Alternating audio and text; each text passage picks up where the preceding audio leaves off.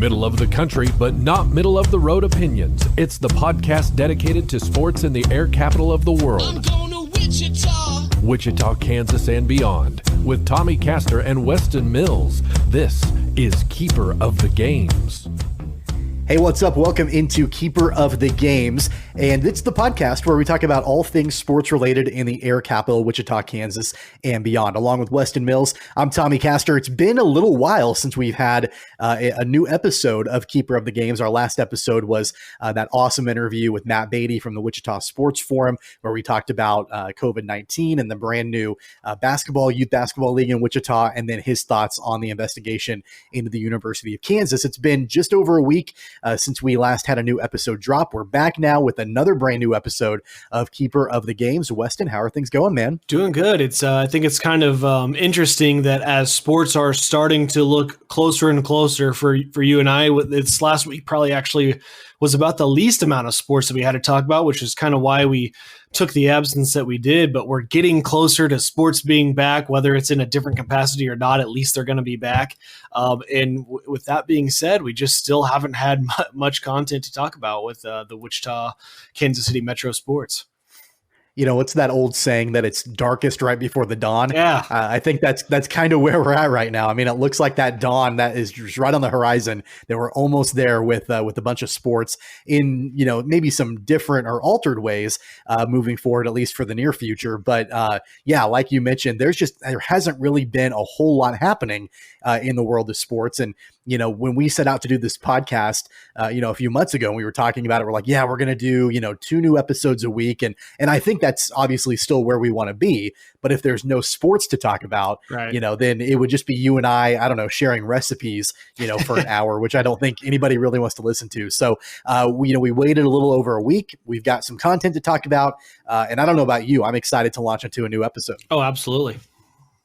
So before we get started, I want to remind you to click subscribe. That way you're notified anytime there's a brand new episode that drops of Keeper of the Games on any of your favorite podcast platforms out there. We're on iTunes, we're on Google Play, Spotify, Stitcher, Pocket Cast.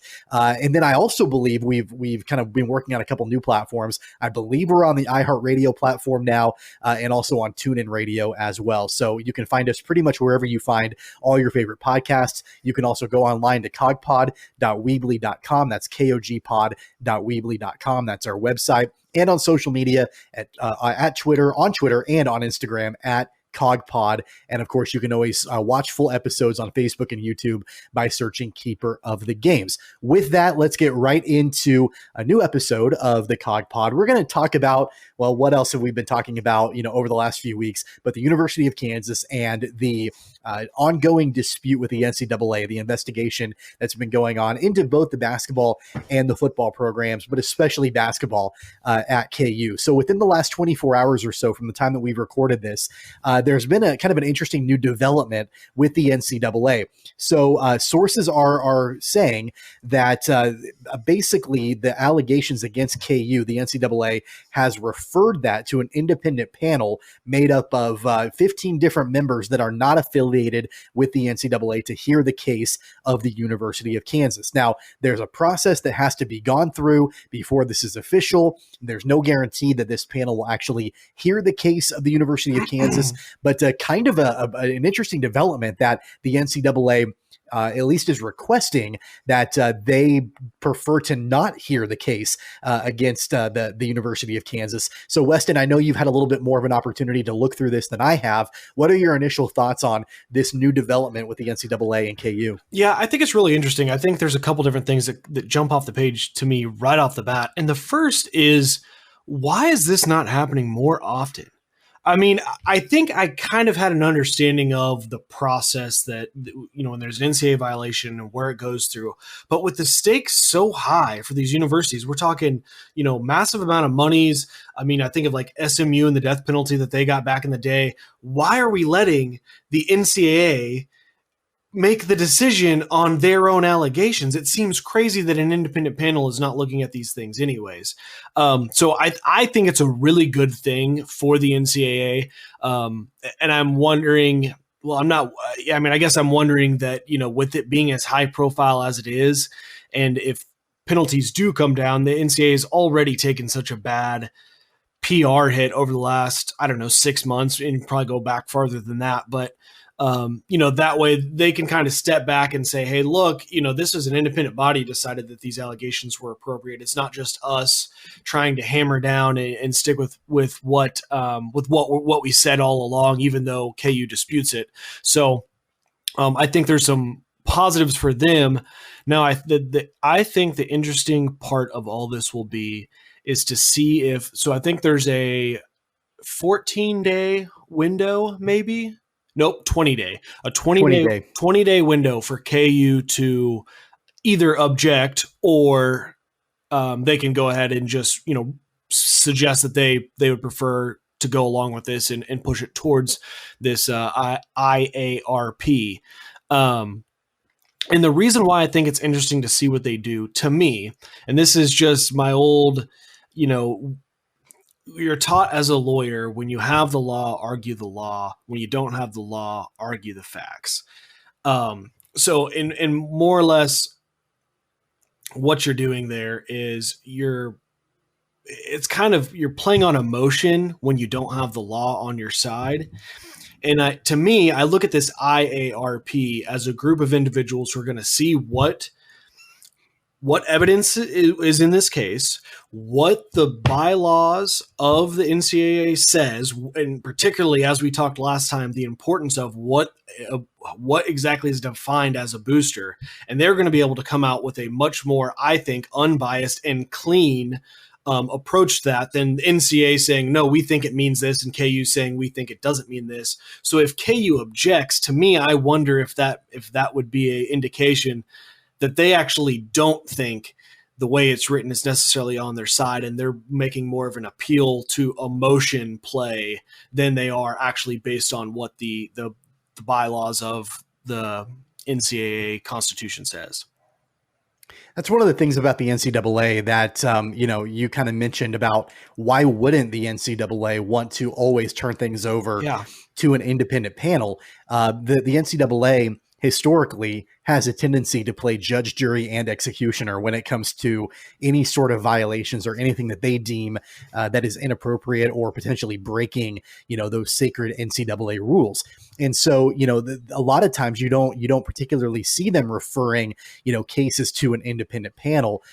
I think that the fact that the NCAA is, recommending to refer this to this independent panel not only helps the NCAA as far as transparency is concerned, but I think it's also a good move for Kansas also. I mean, the NCAA is the same organization that has levied these not crazy, but these insane, well, I guess that's kind of the same word. These really big these monumental claims against the University of Kansas by terms of their scope and their size. If I'm Kansas, I'm thinking I absolutely don't want the NCAA to hear this case. If they're the ones they've levied these charges against us, then why would I want them making the decision about us, in the same breath? Surely, that's not going to bode well for us. But I think having an independent panel, ultimately, I think in the minds of the University of Kansas, they should be thinking, okay, well, if we can get our case heard by people who have no direct ties to the NCAA, it's a completely independent process. It's, these people may have knowledge of what happens in the sport and in the industry, but they're not directly affiliated with the NCAA. I think for Kansas, they're going to obviously have the opportunity, you would think, to have a much more fair trial, I guess you could say, about these charges. Yeah, and this panel is pretty interesting too. If you look at it, so it's a 15-member panel, and then they select 5 at random to hear the case.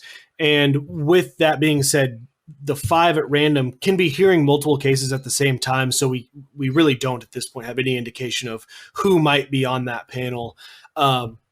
But the panel is made up most, I would say, of lawyers and mediators are typically either retired lawyers or judges, which is kind of one and the same. So you have a lot of people who are going to look at this from a very analytical, what does the bylaws say, what evidence was actually put on and is accepted as fact and not some sort of, in between black or white, he said, she said type of situation. And I think that should bode well for Kansas again, if they do really believe their position of the bylaws themselves are going to basically, set us free of these allegations that they're putting upon us.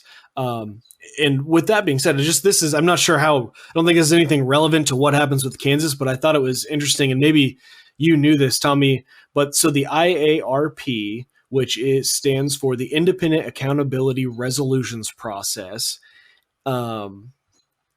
So it was created in response to recommendations by the Commission on College Basketball, which was chaired by former Secretary of State Condoleezza Rice. So you have some very, high profile people that have put this together. And then in the same with the names involved actually on the panel, it's some lawyers at some big time law firms and whatnot. So, you've got some very high intelligent, high ranking people that are a part of this process and want to see good done. So I certainly hope Kansas doesn't object. It looks like Memphis and NC State both were. Memphis requested it, and NC State agreed with it when they went through the same process. So I would anticipate that Kansas is all on board, just like you said. Yeah, you've got all these, lawyers and former judges and whatnot that are on the panel. And then you have former Duke and NBA star Grant Hill, who is also on the panel as well, which I found to be a little humorous. I think what's even more telling than who is on this independent panel is who is on the panel for the infractions committee with the NCAA. So you've got athletic directors, you've got university presidents, you've got former coaches and other administrators from fellow NCAA schools and conferences.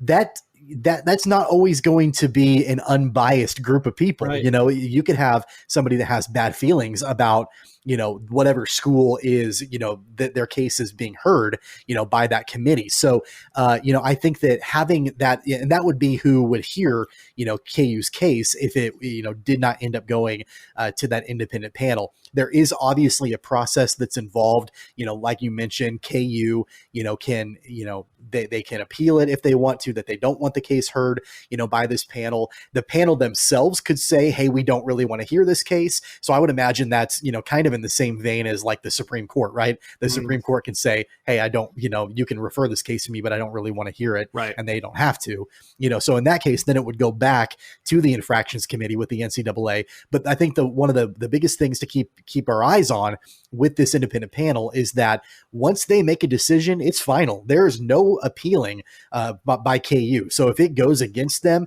and so I would imagine historically, if the infractions committee with the NCAA heard a case and the findings were not in the favor of the institution can then appeal it and go through that whole process, that whole song and dance. That's not the case with this panel. As soon as they make their decision, KU has to live with it. And I guess so does the NCAA. If the outcome turns out that the NCAA, is not found favorably in this case, they can't appeal anything either. So it's kind of like a one and done, type deal.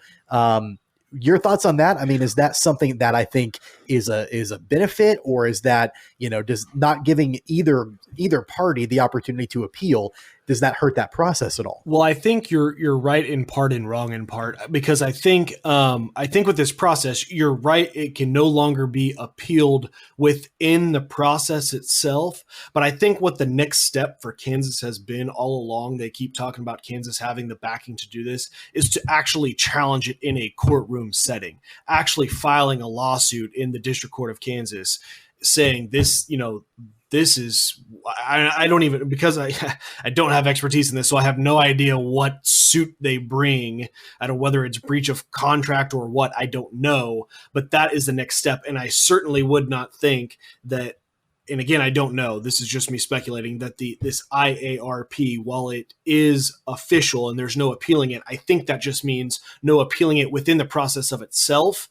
I don't think it can preclude them from suing the NCAA saying, this is an outrageous, actions that you took on whatever grounds they would be suing them on. And I think that would be the next step. So I think it would actually, if Kansas thinks that's where it's going, I would think this process would be more helpful because it gets them there quicker. Otherwise, you do, like you said, if the NCAA makes the finding themselves, then Kansas is going to appeal it. They need to exhaust all those remedies first before filing lawsuit. They don't probably don't have to, but would certainly want to. So this gets us to point A to point B a lot quicker. if this case with the KU and the NCAA ends up in federal court, depending on what happens with this panel and with the NCAA, you might not like this reference, but because you're an attorney. But I've always thought, in cases like this, the only people who are making any money are the lawyers. That's so true. It's going to be drug on for a long time, and these attorneys are going to be making a lot of money off of both the NCAA and the University of Kansas, which ultimately for the institution, is a lot of money that's coming from boosters and from donors, and that's exactly what's being argued in that case. So that's kind of that would be that'd be bizarre, but we're a ways from that for sure. My final question about this before we move on. I do agree with you about your point that you made earlier about how, you would think that this might be favorable to Kansas because with a group that's made up of, people that know, they're in the legal profession, or they have been, they know how that works, and they're able to separate, emotion from fact and that sort of thing. Going to put you on the spot here. How many people, that you can think of that have, experience, a long time experience in the legal profession, that they're going to buy the theory that shoe reps are actually boosters of a university? I mean, that's the whole point that the NCAA has built their case on. I can't imagine that, a lot of folks that have law degrees and that are, that have served in that profession for a long time and are going to be looking at the facts of the case are going to be able to buy that notion that an Adidas rep is actually the booster of a university. So I think it's interesting because, like I had told you, when I read the response from the NCAA, or the reply from the NCAA to KU's response of the notice of allegations, they, in that reply, had pointed out, hey, and they cited the bylaw, whatever, specifically points out that a booster can be a shoe rep could be a booster of the university, but without the full context of what's the bylaw. And I never got around, and I wish I would have, to looking at finding those bylaws and seeing what the full context of that section says. The problem that, lawyers on this panel are going to have is when it's not clear, the next thing you do in your legal steps would be to go to precedent, go to case law. Well, there's not really going to be that here because the NCAA has had a joke of a system from day one. So they don't have, they've been all over the board on where their decisions are. Their precedent never means anything to them. It's one way, one the other. And really, this case with Kansas is kind of a case of first impression. I mean, at least to this level of allegation. So they're not, which is, and I say all that to say what they're going to have to do is go back to the letter of the law. What does that bylaw say? And does it clearly establish that a shoe company can be? And I got to say, boy, the response from the NCAA, they felt pretty comfortable that was written into the bylaw. So I don't have a legal opinion on whether they were fluffing their position or, falsely being confident in what it says and weren't giving the full context. But it's definitely going to be interesting. I think that we've talked about this case in about 4 or 5 different episodes of the podcast.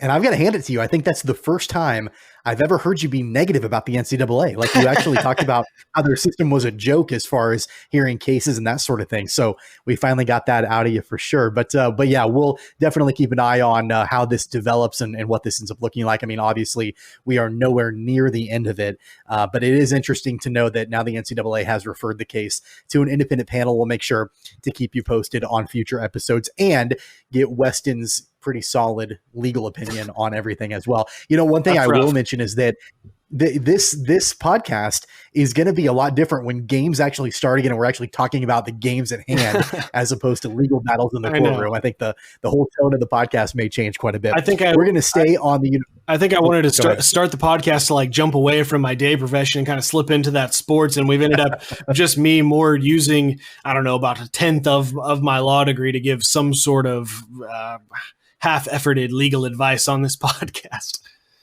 There you go. You're putting your student debt to work, I suppose. Yeah, there you go. Yeah, we're going to stick with the University of Kansas just briefly before we move on Keeper of the Games, and just mention that earlier this week, former Kansas football head coach Pepper Rodgers passed away at the age of 88. So he coached the Jayhawks from 1967 to 1970, and probably the biggest thing that he's known for during his tenure at the University of Kansas was leading KU to its second Orange Bowl appearance, and that was in 1968. That season, he led KU to a 9-2 overall record and a share of the Big 8 conference title, and they actually finished the season at number 6 in the national rankings. Now, he coached for 4 seasons at KU. He led the Jayhawks to a 20-22 overall record while being named Big 8 Coach of the Year twice. He went on to have a long football career after he left the University of Kansas. But, Weston, I gotta mention, obviously, 20-22 is just under 500. They did go to an Orange Bowl. He was named Coach of the Year a couple different times. I think that Kansas fans would kill for a 20-22 record over the course of 4 seasons. And, I'm sure back in that day, they probably thought, well, that's a little bit mediocre. Pepper Rodgers, obviously a great coach for KU back in the late 70s. Yeah, Tommy, we all know what you think of Les Miles and where this team's headed. You made it clear when you said your team Mizzou. We heard it all in the last podcast. I didn't say that. No, and sometimes you've got those coaches that kind of, notwithstanding what the record was, but, when they do things for a program, take them to a next step, even if it is like you said, slightly above or below 500 record, taking Kansas to an Orange Bowl. Those are all big steps that can kind of move a program along, even if you only do, win a handful of games. It's some big moments that can really kind of leave a legacy with the university. Yeah, no, without a doubt. And I do have to, point out, I do like Les Miles. I thought that was a big splash of a hire for KU. But obviously, things are still a little bit tough there in Lawrence. And, Pepper Rodgers was a guy back in the late 60s for the Jayhawks that, had some good success for KU. He passed away earlier this week at the age of 88. We're going to move on and talk about the sports topic that the entire world has been talking about for the last, 5 weeks or so. And that is The Last Dance. Now, we did mention a little bit about The Last Dance a couple of weeks ago on a previous episode and about the Kansas State connection with Bulls assistant coach Tex Winter and how he also was the head coach of the Wildcats in Manhattan for a few years, actually for almost 15 years. So we did talk about The Last Dance a little bit, but only in that context. The documentary now has wrapped up on ESPN, obviously the story of Michael Jordan and the Bulls of the late 90s and their dynasty. The documentary is all done now. I don't know about you, Weston. I could have went for another 5 or 6 episodes. That was an incredible piece of television. Yeah, it really was. And my wife watched every episode with me as well. And she's a big basketball fan, but we were talking about how, I remember growing up, in 97, the 97-98 season, I was 8 years old. I absolutely remember watching Michael Jordan play basketball as a kid, but not having a grasp on all the other stuff that was going around all that. I certainly don't remember any, the context of this being kind of the last ride to contract negotiations with Pippen, really the level of, even I guess looking back, and this is kind of a weird word to use, the struggle of Michael Jordan really on, talking about how he was just exhausted, he was tired. He just seemed so superhuman when I was a kid. So I thought it was just so cool to kind of get the fill in, get the context of really a lot about his career and kind of get a little bit more, than just the highlights that you remember. You remember the push off with Byron Russell Scott. Dang it, sorry. You remember the fist pump against Cleveland. You remember him standing on the announcer's table with the confetti coming down with his hands raised. You can remember the photo of him wrapped up with the trophy crying. You remember all those iconic moments, but it was so cool to get the full context with it as well and hear so many other people talk. It was a fantastic documentary. Yeah, no, I agree. And, I never get caught up in the debate of who's a better player all time, MJ or Kobe or MJ and LeBron. I've never really gotten into that, primarily because the game then is so different than the game now, and I think the biggest, example of that was watching that documentary and watching the last, it was either the next to last or the last episode, and watching the absolute battle between Dennis Rodman and Karl Malone and how they're pushing each other on the floor over and over again. Not even a foul was called. I mean, it just didn't happen. The game was so much more rough back then.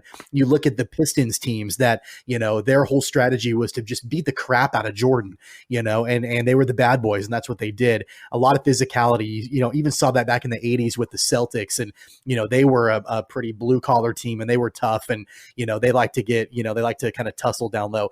The game today is so much, I don't want to say it's more athletic, but it's a lot more finesse based, I guess, and there's just not that rough and tumble attitude like there was back then. And so, when you're looking at Michael Jordan playing in the 80s and 90s, Kobe playing in the 90s and 2000s, and LeBron playing in the 2000s and 2010s and beyond, completely different sports altogether. Mm-hmm. So I don't ever get caught up in who was better. I will say, though, that there has not only did Michael Jordan set an example of the way that sports stardom can transcend sports, and he can become the biggest person on the planet, but also on top of that, he basically set the mold for these guys. The amount of money that you can make on endorsements, the way that you can market yourself. And so without a guy like Michael, you wouldn't have all of these athletes that are able to bank so much money, on their talent and their athleticism. And the thing about Michael was that he knew it. He knew that he was marketable. And so everything he did was through that vein. I mean, he ran it through his head of, how does this play for the overall Michael Jordan brand? And nobody had ever thought about that before, And so you even look at, the shoes and the Nike contract. I love that story about, when he was, there were shoe companies that wanted him. He didn't even want to go meet with Nike, and now look at where Nike is today because of Michael Jordan. He started that whole thing. So, I think not only was he obviously a brilliant basketball player, but he was a brilliant marketer as well. That's what I do for a living. And so just, looking at the way that he was able to take his talent and turn it into so much more cash than what he would make on the basketball court is pretty impressive to me. And I'll tell you what, and I completely agree. And I think that was definitely one of my biggest takeaways too. But the thing about the marketing with me that I watched that documentary, and maybe they just did a great job on this documentary of wrapping it up this way, but I left that segment or that portion, that information of the documentary thinking, I don't even know that Jordan necessarily cared about the cash, as he just wanted to have the best brand of basketball equipment, shoes, whatever out there. He just wanted the Jordan brand to be the best. That guy could not be competitive at anything he was full in on. And I thought it was kind of interesting too, because they touched a little bit on, and now I don't remember, but the politician that he didn't back, that was African-American, and there was kind of some stuff about that. And I kind of left it thinking to myself, man, but here's the thing. Jordan to me strikes me as the kind of guy that, hey, I don't pay attention to politics enough. And if I can't go into it with the best knowledge and being competitive at knowing everything about it, I'm not going to do it. It was just almost kind of like that. I mean, his competitiveness, I think, was the ultimate takeaway of this documentary for me. Was just, it's a whole different mindset that you have to in part be born with. I think it is just genetic to some degree. And then just the next level of pushing yourself to doing anything and everything it takes to be best. And I think that came across kind of one of the biggest moments probably of the show, right, was when he kind of had that moment where he was talking about his teammates and how he pushed them, and, and that he kind of broke down a little bit when he was saying, that's how I play. And if you don't want to play that way, that's fine. And he kind of had to pause and take that moment, and say, hey, we're taking a break. And you can tell it was a real genuine, authentic moment, because he cared so much. And it obviously it had to hurt him a little bit to not destroy, that's probably the wrong word, but you can't build relationships to the fullest extent when you are as cutthroat as Michael Jordan at winning or being the best at whatever craft you have. And it's that was just such an interesting dynamic, I thought, to the whole documentary. Yeah. So you kind of mentioned the competitiveness. as the biggest takeaway from, I think, a positive perspective. I kind of take it from a negative perspective, kind of piggybacking on what you were just saying about his teammates. I love Michael Jordan. I always have. Obviously the guy is, in my opinion, the best basketball player that's ever played the game. That being said, I thought it was really telling the way that his teammates spoke about him in the documentary. You never heard any of them saying, "Oh my God, we loved Michael so much. He was like a brother to us." Like, that never happened. You almost got the sense from all his different teammates that they were respectful of his game. They were respectful of his competitiveness and of his talent, but there weren't a whole lot of warm and fuzzies there, really. I mean, they knew he was the leader, and that's fine, I think, to an extent. I read an article a couple weeks ago, right as the documentary was right in the middle of it, and it was contrasting Michael Jordan with Bill Russell from the Celtics back in the 60s, and how Bill Russell had won a bunch of titles, with the Celtics back then, and how these two guys were opposites, but the success, was there for both of them as, leaders of their individual squads. And it talked about how Michael Jordan was prickly and not, in some cases, not a great teammate. Like, he was constantly writing these guys, belittling them, making fun of them, putting them down, just not really being super warm and fuzzy with them. But then on the outside to the public, he was Air Jordan, right? And he had this brand, and he would talk to anybody, and he, had all of the, you saw him on every commercial. He did a movie with Bugs Bunny, and was this consummate, public face of Michael Jordan. Then you had Bill Russell back in the 60s, who loved his teammates, nurtured his teammates, encouraged his teammates, but he was really kind of a jerk to anybody on the outside. He didn't like to talk to the media. He didn't like to talk to fans. He didn't really do a lot for anybody outside of it, but his teammates would tell you, man, we loved Bill Russell. Like, he was just incredible to play with. And I just thought that was really interesting, as it kind of contrasted those styles. Mm-hmm. While still showing that both of these guys had tremendous success with their total teams. So it kind of led me to believe my point in being is that there's really not just one blueprint to make it work, right? It depends on who you are. It depends on what your personality is. It depends on who you have around you, who your coach is, your teammates, your front office, all of that. And, I know one of probably the biggest quotes that really motivated Michael and I think probably precipitated the breakup of the Bulls was when Jerry Krause, the GM, made the comment about, teams don't win championships, organizations win championships. And that just set Michael and Scottie off for sure. And that really ruined the relationship with Jerry Krause. And I don't like Jerry Krause, but he does kind of have a point. Like, I think that was the perfect union of an entire organization with the Bulls in the 90s to come together and win 6 championships in 8 years. Don't get me wrong, Michael, Scottie, Phil, the entire group, they led the charge, but you had the front office there to make sure everybody got paid, make sure the lights stayed on. It was the organization. So I don't know. I just kind of thought that was interesting. The other, and you're actually absolutely right. And the thing that the parallel to me that was uncanny was the Bulls of the 90s to the Patriots of now. And you talk about, Jerry Krause is, and I get it's different because it's GM and coach, but Bill Belichick, where Belichick, he does not care what you've done for this organization. It is about what is the best move for this organization. And if that meant letting Tom Brady walk out the door because he thinks we're not going to overpay for a quarterback no matter what he's done for the organization, he's going to do that. And that was kind of Jerry Krause's mentality. And you can, again, and it's kind of that same thing, right? Where you talk about, and it's not, you're talking about Jordan pushing his teammates and maybe it not being as fun to play with Jordan other than the winning is fun. And that's kind of that same way with Belichick. Like, so many players that go in there and just say, boy, yeah, we won, but it was miserable doing it. And not that, and there wasn't necessarily a suggestion from the Bulls players that it was miserable doing that. But, just like you mentioned, kind of that same, hey, Jordan was really tough on us, that same feel with the Patriots. And yet, looking at what it takes to produce and win at that level and so consistently, it seems to be a theme that continues to run out. It's just very, very interesting. Of course it was a documentary on Michael Jordan in the last season and what they're doing.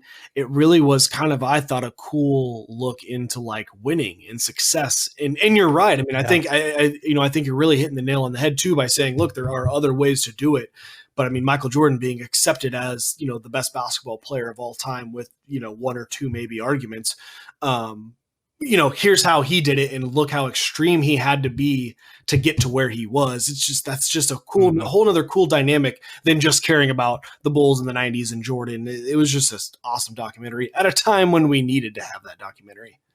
And, absolutely no respect or no disrespect intended to the late Kobe Bryant, but Michael Jordan did Mamba mentality before Kobe Bryant did. That's right. And so everybody always talks about Kobe and, win at all cost, type attitude. That was Michael. Yeah. That was Michael before it was Absolutely. Kobe for sure.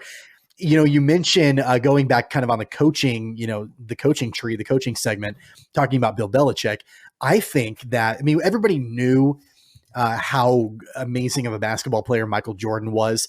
That's no debate. Even for people that say that guys like Kobe and LeBron are better than Michael, they're still putting Michael in the top three. If not the top, he's in the top three best basketball players of all time. So everybody knew that wasn't a secret. What I think that this documentary showed more than anything else, in my opinion, is how great of a coach Phil Jackson is. Yeah. You look at the team that he had the last couple of years, and you've got Michael Jordan, who you have to try to find a way to coach, the best player on the planet at the time. How do you coach a guy like that? A guy like Scottie Pippen, who has tremendous talent, is injury prone and kind of a whiner, and kind of complains about a lot of different things. He was underpaid, but when he's not happy, he's going to let you know. Dennis Rodman, I don't have to say anything more. Managing a guy like Dennis Rodman and making him play well under you, the cast of characters that Phil Jackson had, plus trying to manage a relationship with a general manager that he despised in Jerry Krause. There's not a better basketball coach in NBA history, in my opinion, than Phil Jackson. And I think that this documentary proved it. And I think it reminded people that maybe had forgotten just a phenomenal job by Phil. Well, and that's a good point too, as you talk about Phil and then Dennis Rodman, and just the ability as a coach to know that what you need to do is let Dennis Rodman go to a WWE event and miss practice during the NBA finals, but he knew that's what Dennis needed. Just like when he let him off to go to Vegas, there's not many coaches I feel like that would get that, and that was incredible. And I'll tell you, the other important figure that I don't think is going to be talked enough about from this documentary was Tim Grover, Michael Jordan's trainer, who also trained Kobe Bryant. Boy, how about that guy talking about some of the biggest names? I think I also saw he worked with Dwayne Wade. So then Kobe, then Michael. He's just had fantastic success. You got to kind of wonder, and he's got a good book, Relentless. My wife has the book and she's read it and she said it was awesome. I haven't read it myself, but boy, that guy, he deserves maybe a little bit more credit than he's getting. Sure. I walked away from the documentary, obviously impressed by Michael, as I always have been, but I'm not going to lie. I actually walked away feeling a little sad for Michael too. Yeah. He's got more money than God. He's had more success than anybody else. The guy has built this incredible brand, but it made me wonder if he's a little lonely because, we did see his kids, he's got a family and all of that. But if you noticed, all of his friends that were interviewed were people that work for him, right? Yeah. So I noticed there's one guy they kept, interviewing, and it said, I don't remember his name, but it said, personal assistant and best friend. Yeah. Okay. Well, you're paying him a lot of money, to be your best friend, basically. His trainer is his friend, pretty much anybody, you saw all the footage of him at the arena with his security guards, and those security guards were like best friends to him. So it makes me wonder, because of that competitiveness and because of how he could be kind of a prick sometimes, or a lot of the time, it makes me wonder, were there really any authentic relationships outside of people that he was paying to spend time with him every day? Right. Now, and I don't know, and I'm not suggesting that you're wrong because I don't know, but I guess when I watched the documentary, I took it more as the guy that was listed as his best friend was like, oh, how cool would it be to grow up being Jordan's friend, and then he just pays you to be his personal assistant. But no, you're exactly right. And I thought it was the whole dynamic with his security team, I thought was really interesting because that's who he had to spend so much time with them. And it's like, that kind of end up is becoming kind of his only friends. I mean, it is sad, you know, and that kind of goes back to, I thought it was, first of all, the fact that they could get Barack Obama to be interviewed for this, I mean, says a lot about Michael Jordan.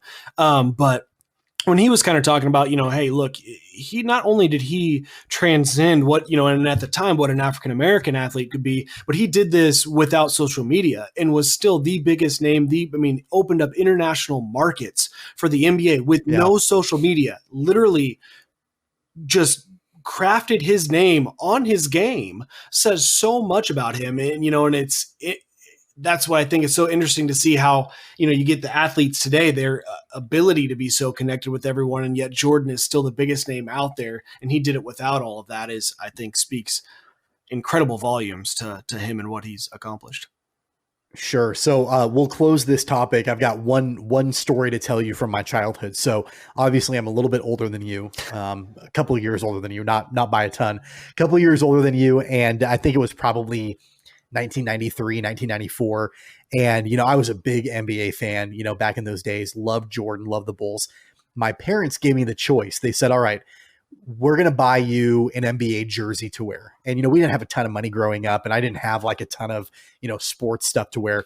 And I think it was like back to school season. And so my parents were like, we'll buy you an NBA jersey. And I had a choice between two. I could either get a Jordan Bulls jersey, the red one, or I could get a blue Shaquille O'Neal Magic jersey. And I chose the Shaquille O'Neal Magic jersey. And I'm 34 years old right now, and I regret that. And like I've not seen that jersey, you know, forever. But I wish I had a Jordan Bulls jersey, and I didn't get one. I chose Shaquille O'Neal. I don't know why. That decision haunts me to this day. I don't know though, Tommy. If you went to a college frat party these days, you might be the cool guy with the Magic Shaq jersey. That's kind of a relic, probably a little harder to find. You'd be the guy with the cool jersey. And that was like the old school original Magic logo, and it was the blue with the white pinstripes down it. I mean, it was a cool looking jersey. But it wasn't Michael Jordan cool. I'll tell you that much. Hey, we're going to transition real quick and just kind of talk just briefly about the first real live sporting event that happened over the weekend, and then another live sporting event happening this coming weekend, and both in the world of golf. So this last Sunday was the TaylorMade Driving Relief charity match, and that pitted Rory McIlroy and Dustin Johnson against Ricky Fowler and Matthew Wolff. It was at Seminole Golf Club in Florida. And it was just a straight up match play, you know, between these two teams, and all the money was raised for a couple different organizations. I believe the Nurses Foundation was one of them, and the CDC Foundation was the other. And it was on NBC. It was kind of surreal watching these guys playing golf, wearing shorts, carrying their own bags. There were no caddies. You know, they were mic'd up, so they kind of talked the whole time. No crowds, nobody was there other than them and a few officials and camera people. Even the commentators were not there. They were all at home or in different places. It was kind of bizarre to watch, and it was, you know, just kind of a different way to watch golf. But I'll tell you what, I don't know if you had a chance to watch any of it at all, but it was just kind of neat to actually have a live sporting event happening again, albeit one that was a little bit bizarre. Well, and that, you know, those are the kind of things too. I think people always love things that are relatable, especially when you're talking about, you know, big time athletes that you don't normally get. You can't, you know, it's so hard to relate to them on a realistic level. And so when you see them having to carry their own bag, just wearing shorts, no caddies, I mean, that makes it feel like it's like you and your buddies out there, you know, just golfing on a Saturday afternoon, you know, until they, you know, smash 320 right down the middle of the fairway. Then you kind of realize it's not the same. But, you know, I always think when we get those opportunities, to watch sporting events that are done a little bit different and a little bit more personal, I always think it's, you know, just a really neat opportunity to see that. Yeah. So actually, you know, it looked like the match was, I don't know if it was tied or if there just hadn't been a winner that had been declared by the end of 18 holes. And so they kept playing. And so they did, instead, they went back to the 17th hole and the closest to the pin from 120 yards out. Rory McIlroy was the closest. So he and Dustin Johnson won the match. And then obviously, you know, all the money went to charity. I believe over $5 million was raised overall for these two charities for COVID-19 relief. Relief. But yeah, I mean, the fact that, they carried their own bags, and, at one point I noticed that, Ricky Fowler had out, his laser finder, to figure out his yardage, from where he was standing. And that, it kind of looked like the one that I have. I mean, so these things were, it's just kind of fun to kind of see them, in more of a casual setting. And one of the things that I've always said about PGA Tour golf is that I feel like there would be a much bigger market for fans if they didn't take themselves so damn seriously all the time. If there were things that were a little bit more casual, you let the players wear shorts when it's 110 degrees outside in July when they're playing tournaments. They won't do that. You kind of let them, things hang loose a little bit. And I know that golf is proper and it's a gentleman's game and all of that, but I think they're missing out on an opportunity.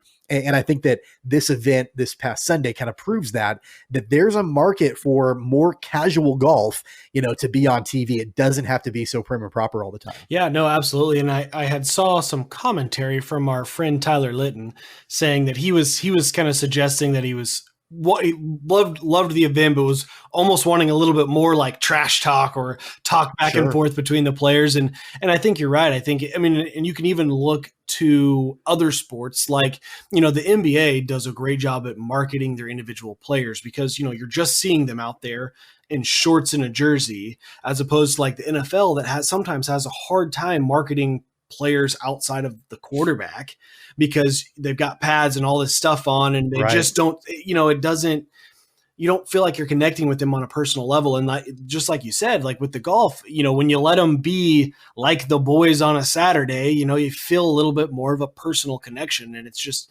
can be more enjoyable to watch. I think there may be more trash talk on the upcoming event this weekend that's going to be on TNT, and it's the match part 2. And this time, I think it's going to be a lot of fun. You've got Tiger Woods and Peyton Manning on one side and Phil Mickelson and Tom Brady on the other side. I think this is going to get massive ratings, for sure, because you've got, obviously these 4 superstars that are playing in a golf match together. I think there's going to be a lot more trash talk. I don't know if you follow golf a whole lot, but obviously you're a football fan. I'm going to put you on the spot. Who do you have? Do you have Tiger and Peyton or Phil and Tom? Phil and Tom, because I think my understanding is Tom is a very good golfer. And I mean, obviously Tiger is Tiger, but I mean, the difference between Tiger and Phil is probably not as great as the difference between Peyton and Tom, just based on and actually I can't say that I've heard a whole lot about Peyton Manning. I'm sure Peyton Manning is a good golfer where he wouldn't agree to be a part of this, but I haven't heard as much about him as Tom. So I'm just on that alone, I would assume there's a bigger gap. So I'm going to go with Phil and Tom. I'm going to say Phil and Tom as well. And that's primarily because, you've got these 2 guys, Phil and Tom, who are still at the prime of their games, but they're the older guys that are out there. I mean, Phil is on the very, old end of the PGA Tour. Tom Brady's on the very old end of the NFL, but they're still, able to go out there and compete and win. Then you've got Tiger and Peyton. Obviously, Tiger is the greatest golfer of all time, and Peyton, is one of the greatest quarterbacks. But both of those guys have had neck and back issues over the last, several years. Peyton's got a fused neck. Tiger's got a fused back. I don't think that bodes very well for them when you've got guys like Phil and Tom who are still in tip-top shape. Obviously, Tiger Woods is fantastic, but I got to go with Phil and Tom for that. So that's going to be on Sunday on TNT, and it should be a lot of fun. We're going to get into the Wichita Whip-Around now. I want to mention just, briefly about the Wichita Whip-Around. So it was announced earlier this week by Governor Laura Kelly that the state of Kansas will be transitioning from her phase 1.5, as she called it, to phase 2, effective on Friday. So there had been a lot of discussion and it's really some frustration that had made the news about youth sports not being able to resume practices under the phase 1.5 for this summer. Well, now because the state of Kansas is moving into phase 2 beginning on Friday, those youth sports are going to be able to begin practices and things like that as the summer goes on. That does impact several other sports across the state. and so forth. But obviously, I guess good news, Weston, now that especially sports here in Wichita, the youth sports are going to be able to resume here come on Friday. Yeah, it's one of those things where you certainly hope that, parents have been, kind of partaking in those activities with their kids anyways, but it's not the same as being able to, have your kids out at practice with their team. I mean, there's just... you can look at it from two different ways. Obviously, we all know the incredible benefits for kids just being involved in team sports and kind of learning the life lessons that they do in that. But especially after we've had our children cooped up for two and a half months now, they were taken out of school, missing their friends. I feel like this is such a needed time, and it sounds like the way things are progressing and kind of with more information from the CDC that it's feeling like this is going to be a much more safe activity than maybe what they were initially thinking. So I think it's awesome for the kids that they're going to be able to get out and practice, and maybe even for the dads or uncles or whatever that are playing in their maybe rec league sports or those kind of things as well. So I think it's going to be good for everyone kind of coming out of this quarantine and needing to boost the mentals a little bit. Still no word, though, about the Wichita Wind Surge and what's going to happen with the minor league baseball schedule. There still is a plan that's kind of up in the air with Major League Baseball, but no word on really how that impacts minor league baseball. My thought would be, Weston, until the big leagues have their issues sorted out and a plan is in place with them, I don't think anybody should be anticipating any kind of decision with minor league baseball. We'll have to kind of wait and see what will happen with Wichita Wind Surge. Yeah, no, I think you're absolutely right. It will be MLB priority one before you get any type of decision. But I still kind of go back to there's too much money at stake here for them to not figure out something. I mean, I understand that kind of getting fans in the stands is the real main priority because, to sell advertising, nobody wants to buy an advertisement if there's no one there to look at it. And most of these minor leagues don't have any type of TV deals, but there's just too much money to be made for there not to be something to happen. And I certainly can't suggest what that's going to be, but I'm so hopeful that there will be something to get baseball in the stadium, even if we're watching on TV or, they're only able to sell 50%. I mean, really, if you think about it, I'm sure a lot of those minor league games, I don't know, I've been to obviously watch the Wranglers play. I went to a Nashville Sound game, or no, Knoxville Smokies. I'm not sure what they are, but I went to a minor league game in Nashville. It's a Cubs affiliate, and those stadiums are hardly ever filled. So maybe you could even let if you're going to let people into malls, why can't we figure out a way to let people into a stadium at 50% capacity or 40, or just name the number that makes sense for everyone, and we should do it. But I'm hopeful that they'll figure something out. I'm going to give you a hot take here really late in the show, and so hopefully it's late enough in the show that nobody even picks up on it, and I don't ever get criticized for it. But my hot take is this: there will not be minor league baseball this season. It will not happen. And the reason for that is because, and I hope that doesn't happen, but the reason for that is because I think the Major League Baseball will come to an agreement. They'll have a reduced season of games played, but those games are going to have to be crammed into a certain number of days. And so they're going to be playing a lot of baseball in a short period of time. You're going to have expanded rosters for the major league teams. You're not just going to be able to rely on the 30 guys that are on that squad, on the major league squad like normal. They're going to have to rely on these minor league guys. So it wouldn't surprise me if there were a good amount of minor league players that ended up with the major league squad this year, basically meaning that, there's no need for a minor league team this year. So that wouldn't surprise me if that happens. I hope it doesn't, but that's my hot take. Yeah, and I'll tell you what, Tommy, I actually don't think that's that much of a hot take. I think maybe what I was saying was more wishful thinking, but I think that makes a lot of sense. I just hope that they can do. You have enough players at enough levels that hopefully, maybe we can shift guys around. They cancel, high A ball or low A ball, or rookie league, all those different options that they have, so that kind of pushes players up the chain to be able to fill your AAA stadium, your AA stadium, or whatever it might be. So the only other thing I want to mention on this is kind of unrelated, but it's related to the Wind Surge, and this is going to be bad podcasting, but great for our YouTube channel. I'm actually rocking tonight the No Place Like Home Wichita, Kansas t-shirt that the Wind Surge were selling, with all the proceeds going to COVID relief. And I think there was an actual organization. I should have looked it up ahead of time, but it was tied to COVID relief. So really cool shirts. I don't know if they're still selling them, but I think it was like $25. They look great, fits great. So there's my big time promo for the Wind Surge. Pretty awesome. That's great. I love that shirt for sure. And then, like you mentioned, if you want to see that shirt, go to our YouTube channel and you can watch the full episode and see Weston there rocking that shirt.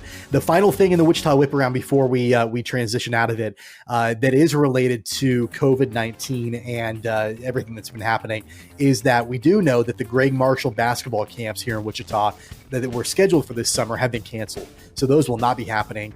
Not super surprised about that, but I know that those camps are usually pretty highly attended here in Wichita. And, kids obviously want to get the chance to go and play in Coke Arena and learn about the game from, Coach Marshall and his staff.